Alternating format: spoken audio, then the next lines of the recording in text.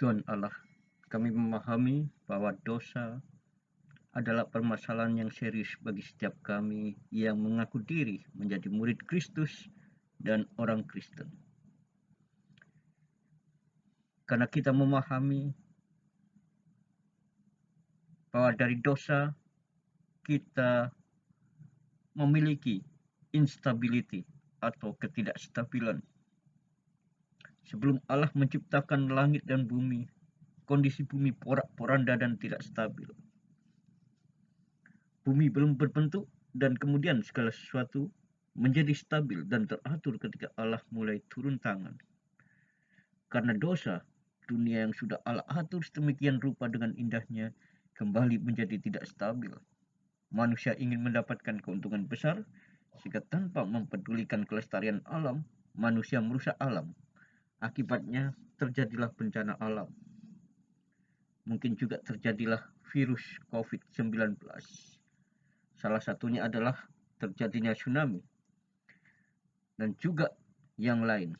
Tsunami terjadi karena adanya patahan-patahan dalam laut sebagai akibat pengeboran minyak.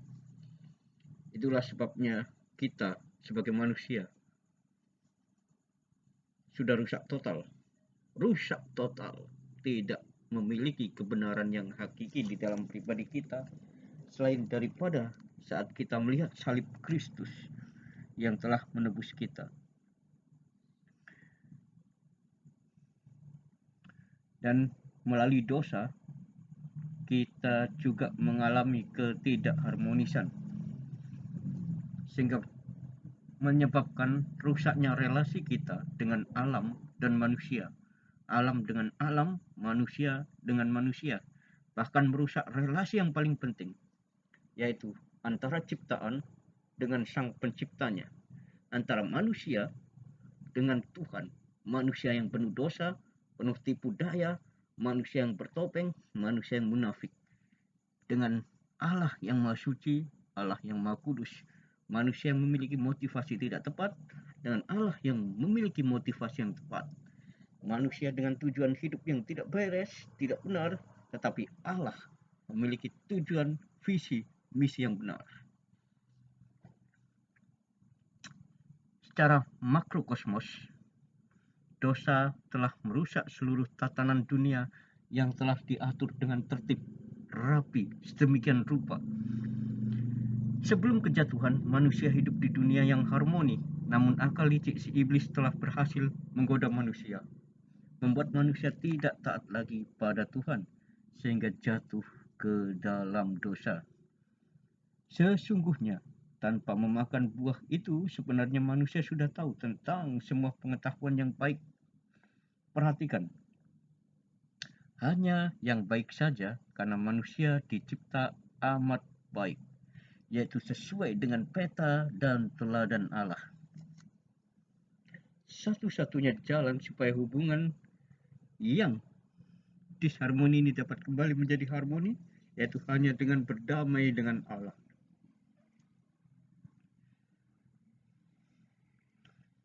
Ingat, sebenarnya manusia tanpa memakan buah pengetahuan yang baik pun, dia sudah sadar. Karena diciptakan menurut peta dan teladan Allah. Diciptakan menurut peta dan teladan Allah, berarti sebenarnya manusia memiliki pengetahuan yang baik dan pengetahuan yang buruk. Sama seperti Allah. Namun, mungkinkah manusia tidak menyadarinya saat itu?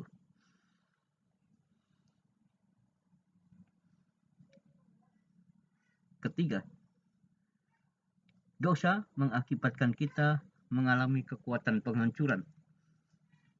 Kekuatan dosa dapat menghancurkan dunia ini sangatlah kuat, dan manusia tidak dapat mencegahnya. Bayangkan, dalam sekejap, ribuan nyawa melayang diterjang gelombang tsunami.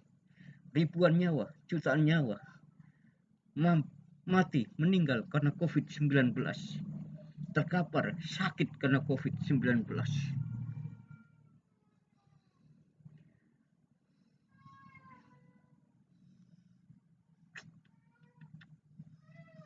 Inilah akibat dosa. begitu juga halnya dengan diri kita. Di manakah posisi diri kita? Posisi Bapak, Ibu, saudara-saudari yang terkasih, dan posisi adik-adik yang budiman. Apakah kita telah memberikan pengaruh yang positif dengan keberadaan diri kita? Ingat, pada saat kita memberikan pengaruh yang negatif, maka kita bukan orang Kristen.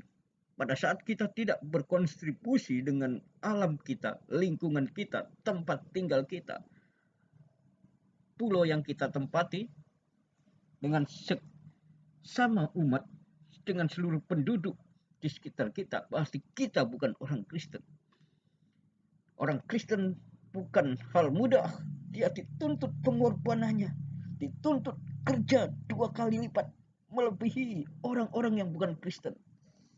Tuntutan menjadi orang Kristen memiliki tanggung jawab yang besar akan alam ini, akan sesamanya, akan Allah yang telah menganugerahkannya kepercayaan untuk semakin hari semakin setia.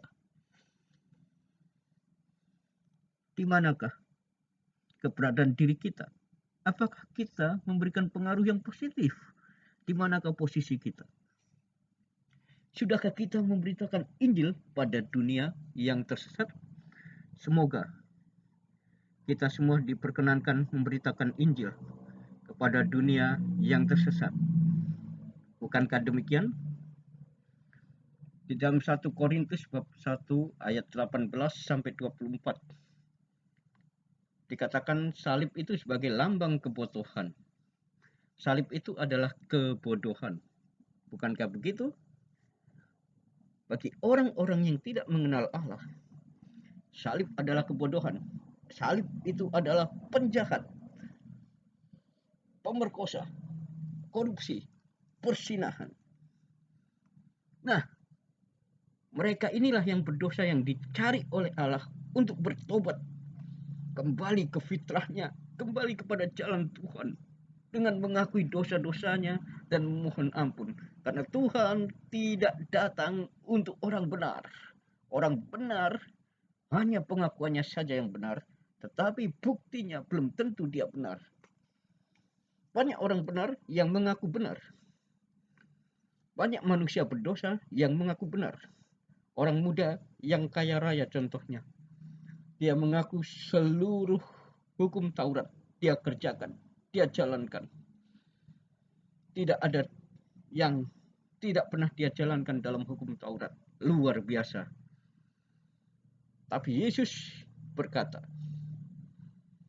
untuk mengikut aku, menjadi muridku, pergilah, jualah seluruh harta milikmu dan bagikanlah kepada orang-orang miskin. Apa yang terjadi?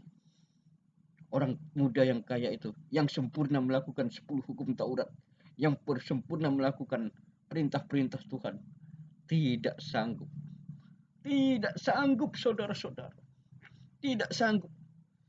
Keterikatannya kepada harta, kepada uang, telah membuatnya jauh daripada Tuhan. Telah membuatnya kehilangan rasa manusiawinya.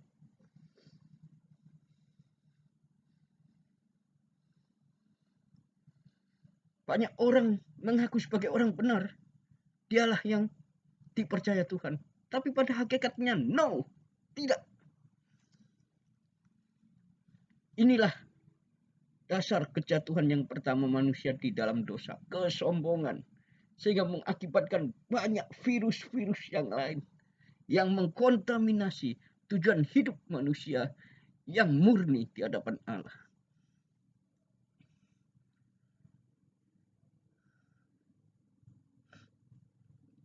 Bagi dunia, salib merupakan lambang kehinaan.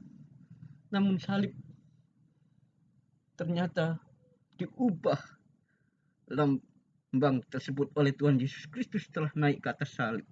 Maka konsep orang tentang salib menjadi berbalik 180 derajat. Sehingga berbahagialah orang yang ada di dalam Kristus Tuhan. Sebab kita mempunyai kekuatan yang membedakan dengan dunia dan kekuatan itu terletak di dalam salib Kristus. Ingat, salib menjadi lambang pengenapan kuasa Allah yang mengintervensi sejarah sepanjang umat manusia yang ada di muka bumi ini. Banyak yang tidak mengerti akan misi Kristus, tujuan Kristus datang ke dunia. Banyak yang tidak paham. Anak Allah datang ke dunia untuk apa? Hanya sebagian orang yang diberi anugerah oleh Tuhan. Ingat, kita juga pun yang hidup ini hanya oleh anugerah. Ketika kita memimpin umat, itu pun hanya anugerah. Karena kita dipercaya menjadi alatnya. Kita tidak ada apa-apanya di hadapan Tuhan. Tuhan tidak memerlukan kita manusia berdosa yang licik. Allah datang ke dunia hanya sebagian orang saja yang diberi anugerah oleh Tuhan untuk mengerti misi kedatangan Kristus di dunia. Seperti Yusuf, Maria, Santo Yusuf, Bunda Maria, Nabi Yohana, dan beberapa nabi yang lain. Misalnya Zakaria. Dunia, bahkan murid-murid Tuhan Yesus sendiri hanya mengerti kalau tugas Tuhan Yesus adalah sebatas 4 hal. Yang pertama memberitakan Injil, yang kedua mengajar, ketiga menyembuhkan penyakit, dan keempat mengusir setan. Kalau misi Yesus hanya untuk melakukan keempat tugas tersebut, maka sia-sialah kedatangan Kristus. Sebab kalau hanya untuk melakukan tugas tersebut, maka tidak perlu anak Allah yang harus turun dari surga mulia ke dunia yang munafik, penuh kekotoran batin, yang tidak berdaya menghadapi tekanan demi tekanan sehingga membuat frustasi.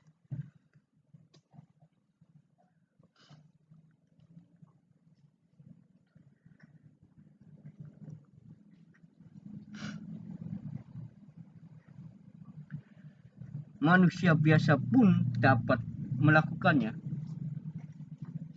Anak manusia datang bukan untuk dilayani, tetapi untuk melayani dan menyerahkan nyawanya untuk menjadi tebusan bagi dunia ini. Mesias harus pergi ke Yerusalem, menanggung banyak penderitaan dari para penatua, imam-imam, para ahli Taurat, dan bangkit pada hari ketiga. Itulah tugas Mesias. Harus pergi ke Yerusalem, menanggung banyak penderitaan dari penatua, imam-imam, ahli Faris, orang-orang Farisi dan ahli Taurat, serta bangkit pada hari ketiga. Itulah tugas Mesias. Kristus datang bukan untuk melakukan pekerjaan yang sia-sia yang manusia biasa pun dapat lakukan. Tidak, no. Kristus datang untuk mengerjakan suatu misi besar yang tidak mungkin dikerjakan oleh manusia biasa seperti saya, Bapak, Ibu, saudara-saudari, maupun adik-adik yang terkasih.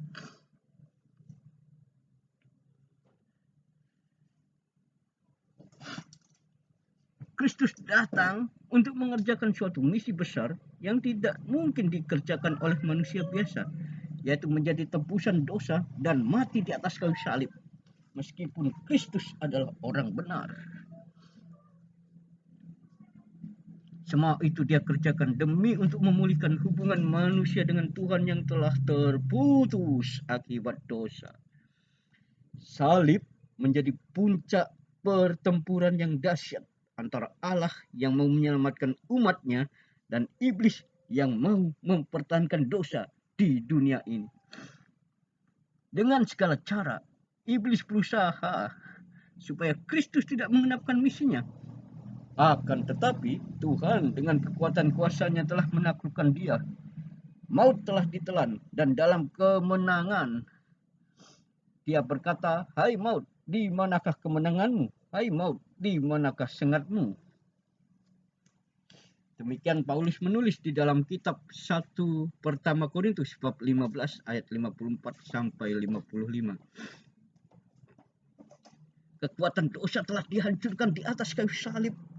Kuasa intervensi ilahi akan sejarah ini sangatlah dahsyat, sehingga dengan kuasa inilah Kristus mampu menggenapkan seluruh misinya.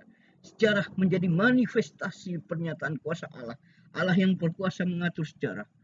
Tanpa Allah, manusia dan alam semesta bukanlah siapa-siapa, bahkan iblis pun tidak dapat berkuasa. Sekarang pilihan ada di tangan kita semua. Pilihan ada di tangan Fransina Ubruangge. Remina Tabuni, Damina Fitriani Lokbere, Ida SMA. Adik-adik sekalian, pilihan ada di tangan kita semua. Para ibu, para bapak, kepala-kepala desa di Papua, para bupati di Papua, para pemimpin di Papua. Ingat, pilihannya ada di tangan kita semua. Ada di tangan Itulu Tabuni. Ada di tangan semua mahasiswa. Ada di tangan semua para pekerja. Ada di tangan para mama-mama Papua yang berjualan di pasar, yang bekerja keras untuk keluarganya, membanting tulang, bahkan mungkin hanya tidur 1 jam saja atau setengah jam saja demi hidup keluarganya. Pilihan sekali lagi ada di tangan kita. Kekuatan siapakah yang menjadi sandaran hidup Bapak Ibu, saudara-saudari yang terkasih? Francina Ubruangge, Remina Tabuni, Denis Kwijangge, Novita Kwijangge. Siapakah yang menjadi sandaran? Apakah Tuhan yang menjadi sandaran hidup kita? Ataukah yang lain? Ataukah hobi kita? Ataukah hal-hal yang tidak berhubungan dengan Tuhan justru menjadi sandaran hidup kita? Ini flashback yang paling penting untuk mengembalikan esensi kehidupan kita supaya kita tidak hancur nantinya. Starting point yang paling penting ya, ini jelas sangat penting. Siapa yang menjadi sandaran hidup kita? Melihat salib, kita tahu sekarang bahwa kekuatan kuasa Tuhan tidak dapat diganggu gugat. Dalam Tuhan ada kepastian dan jaminan bahwa Tuhan akan mengenapi janjinya. Berjalan di dalam salib berarti kita berjalan bersama Kristus, sehingga apa yang ingin Kristus genapkan tidak mungkin dapat digagalkan. Inilah jaminan yang Tuhan berikan pada anak-anaknya yang sejati. Anak-anak yang sejati siapa itu? Apakah kita ini? Mari kita mengevaluasi diri kita. Dunia memandang orang-orang yang memegang pada kekuatan salib itu sebagai kebodohan, tapi dunia tidak tahu bahwa apa yang mereka anggap sebagai kebodohan itu justru akan mempermalukan orang yang merasa diri berhikmat, merasa diri benar. Biarlah di tangan kekalutan dunia yang membodohkan orang yang merasa hikmat ini, kita selalu berpegang pada kekuatan salib yang kokoh. Salib juga menjadi lambang pernyataan bijaksana ilahi.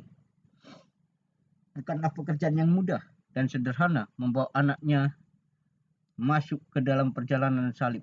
Sebab ketika Tuhan bekerja, banyak hal cara Tuhan selalu berlawanan dengan logika manusia. Dan ini menjadi kesulitan tersendiri yang mesti dilewati. Bagaimana Tuhan itu beranak?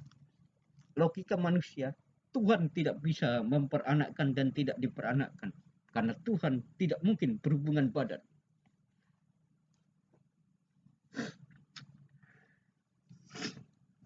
Banyak tidak percaya Yesus sebagai Tuhan, sebagai Allah. Karena Yesus adalah manusia yang diperanakkan dari daging. Ya tidak. Padahal banyak cara yang dipakai Tuhan selalu berlawanan dengan logika manusia. Logika manusia ini berakibat fatal kalau kita terlalu meyakininya. Manusia selalu sok pintar, sok tahu, sehingga ingin memutuskan segala sesuatunya sendirian tanpa melibatkan Tuhan di dalamnya. Kadang manusia juga senang bekerja sendiri, seperti saya tanpa melibatkan orang lain di dalam segala pekerjaan yang saya kerjakan. Berarti disinilah awal kejatuhan saya. Dan saya menyadari semakin sering saya mengerjakan semuanya sendiri, saya mulai jauh dari kebenaran yang selama ini saya pikul, dari memikul salib yang selama ini saya kerjakan dengan diam-diam dan digiat. Namun akhirnya saya menyadari bahwa bekerja sendirian memang sangat susah. Apalagi tidak melibatkan Tuhan di dalamnya. Contoh yang lain adalah Yudas. Selain saya, Andrew Christian, yang selalu gagal, maka contoh yang lain adalah Yudas sok pintar mau menolong Tuhan Yesus menjadi Raja dan Juru Selamat menurut caranya sendiri. Orang-orang merasa diri pandai kalau ia memberikan nasihat untuk menyelesaikan problematik Kristus. Setiap orang merasa diri pahlawan ketika ia memberi nasihat dan solusi pada sesamanya, pada orang lain yang mengalami masalah. Namun starting point-nya belum tentu, karena motivasi orang banyak yang tidak tahu. Siapakah kita manusia sehingga berani menasehati Kristus Tuhan? Ternyata hal yang sama diperbuat juga Paulus, diperbuat juga oleh Pilatus. Pilatus melihat bahwa nasib Yesus tergantung dari kepiawaiannya melakukan negosiasi politik dengan para pembesar pemerintahan Romawi pada saat itu. Tapi Pilatus lupa kalau ada kuasa lain yang lebih besar, yaitu kuasa Tuhan. Ingat, hari itu Tuhan Yesus dapat ditangkap oleh para prajurit Romawi itu karena ia yang menyerahkan dirinya sendiri. Ingat, Tuhan Yesus ditangkap karena ia yang menyerahkan dirinya sendiri. Ketika para prajurit Romawi bermaksud hendak menangkap Yesus di Taman Getsemani, Injil Yohanes mencatat, para prajurit itu langsung jatuh ke tanah pada saat Tuhan Yesus berkata, "Akulah dia." Yohanes bab 18 ayat 4-9. Karena itu jangan sombong. Kalau bukan Tuhan yang memberikan anugerah, maka hari ini kita tidak dapat hidup seperti sekarang. Kalau Tuhan bukan yang memberikan anugerah, kita tidak bisa hidup. Kita nothing. Kita tidak bisa apa-apa. Di luar Kristus kita tidak bisa apa-apa. Siapakah aku? Orang berdosa. Orang yang tidak layak di hadapan Tuhan. Orang yang munafik. Orang yang bersilat lidah. Orang yang hancur. Sungguh mengenaskan sekali. Dunia memandang salib sebagai suatu kebodohan. Orang tidak tahu kalau salib adalah puncak dari misi Kristus dan hidup akan bahagia kalau orang berjalan di dalam salib. Orang seharusnya sadar bahwa Yesus dapat membuat mujizat sedemikian besar, yaitu membangkitkan Lazarus yang sudah mati berada dan dalam kubur selama 4 hari. Maka apa susahnya bagi Yesus untuk turun dari salib? Namun disalib adalah satu-satunya cara untuk manusia dapat diselamatkan. Tidak ada cara lain yang lebih mudah selain disalib untuk menyelesaikan dosa manusia. Korban hewan itu hanya menutupi. Dalam bahasa asli, korban hewan tidak bisa menebus. Karena di dalam terjemahannya di dalam bahasa Indonesia itu berarti menutupi. Kita berdosa satu kali, berarti kita harus potong merpati, potong kambing, atau potong lembu sebagai korban. Tapi itu hanya sementara, tidak sekali seumur hidup. Maka itu bisa dibilang menutupi. Seluruh korban yang diadakan itu menutupi dosa kita sementara.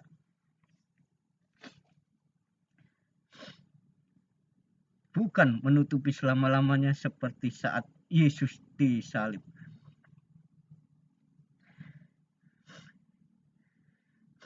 Setiap kali kita melihat salib harusnya membuat kita mawas dan mengintrospeksi diri. Jangan merasa diri sok tahu, sok pintar, dan sok menasehati Tuhan. Secara tidak langsung, mungkin kita tidak merasa kalau kita telah menasehati Kristus, namun dari perilaku kita telah menunjukkannya. Manusia, siapakah engkau? Sering melawan Tuhan karena kita tidak merasa cara-cara yang Tuhan lakukan tidak sesuai dengan logika kita. Ingat, kekristenan berbanding terbalik dengan dunia. Apa yang dikerjakan kekristenan sangat berbeda dengan yang dikerjakan dunia. Disinilah yang harus kita pahami. Dunia mencari untung, kekristenan tidak mencari untung. Dunia tidak mau berkorban, kekristenan justru harus mengorbankan diri. Starting point di sini, Kalau kita memahami makna pengorbanan Kristus, maka kita akan paham bahwa pengorbanan yang terbesar, kasih yang terbesar adalah saat seseorang menyerahkan nyawanya untuk sahabatnya.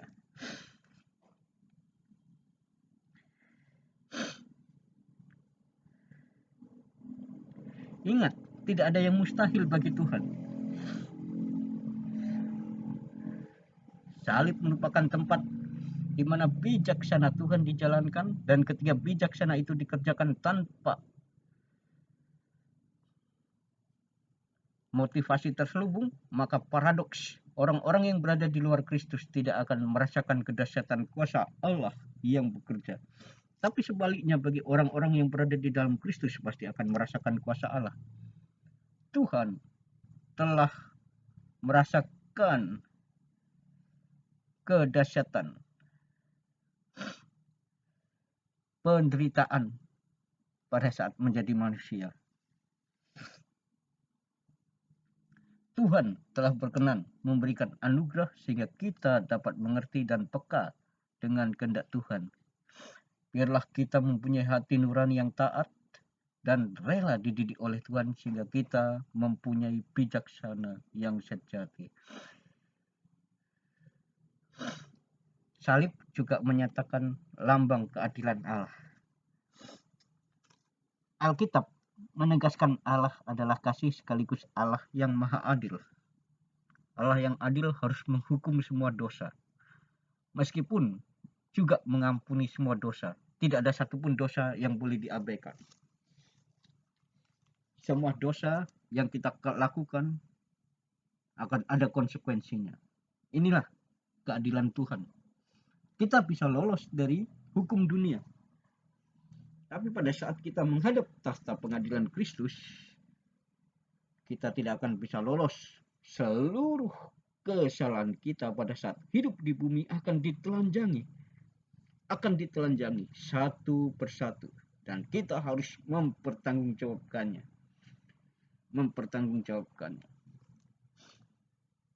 Di sini saya banyak berdosa, saya sangat gentar, sehingga sampai saat ini pun saya tidak meyakini apakah saya masuk surga.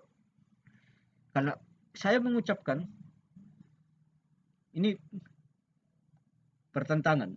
Saya mengucapkan Yesus Maha Baik sebagai satu-satunya Tuhan dalam hidup saya. Tapi perilaku saya, perbuatan saya tidak menyatakan bahwa Yesus adalah satu-satunya yang berkuasa atas hidup saya. Ini jelas mengecewakan.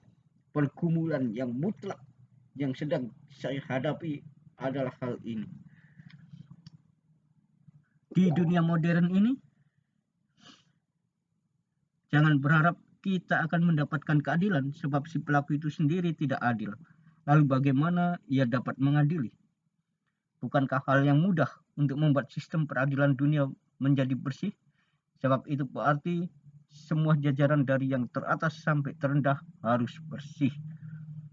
Akibatnya orang menjadi skeptis dan kemudian berpendapat kalau keadilan di dunia sangat langka.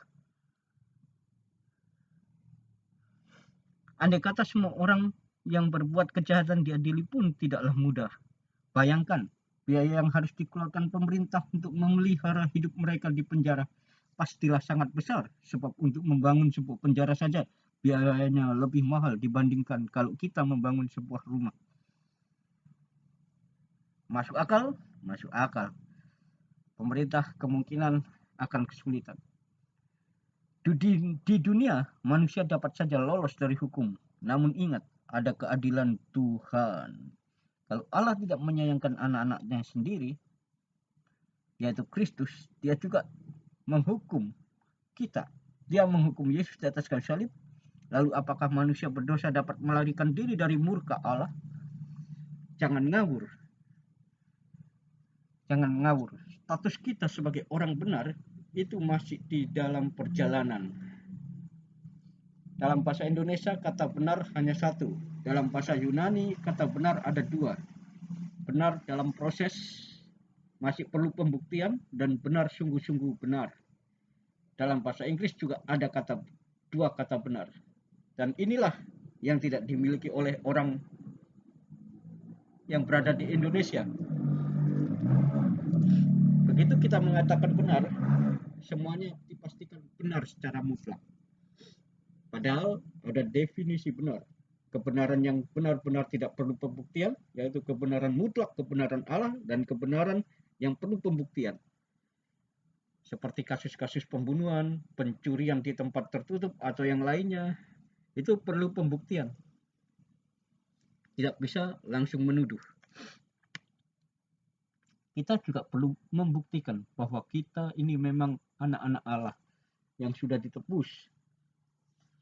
Tapi kalau kita tidak bisa membuktikannya, maka status kita tetap bukan anak Allah, walaupun kita sudah dibaptis.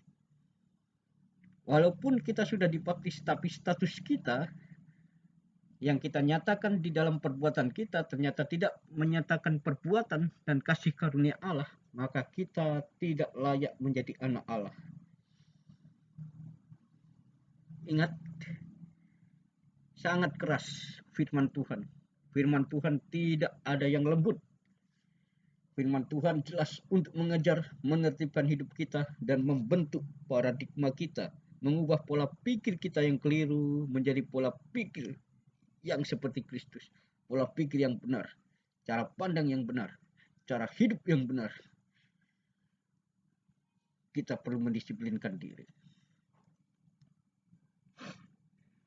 Allah tidak menyayangkan anaknya sendiri. Ia menghukum Yesus di atas kayu salib. Lalu apakah saya, Andre Christian, Francina Ubangge, Remina Tabuni, manusia berdosa, dapat melarikan diri dari murka Allah? Sadarlah, tidak ada tempat bagi kita untuk melarikan diri, karena itu bertobatlah. Mohon ampunan dari Tuhan. Tuhan Allah sudah mengenapkan semua tuntutan murkanya di dalam diri Kristus. Maka kita yang seharusnya dihukum ini mendapat kebebasan. Kita memperoleh jaminan pasti dari Tuhan.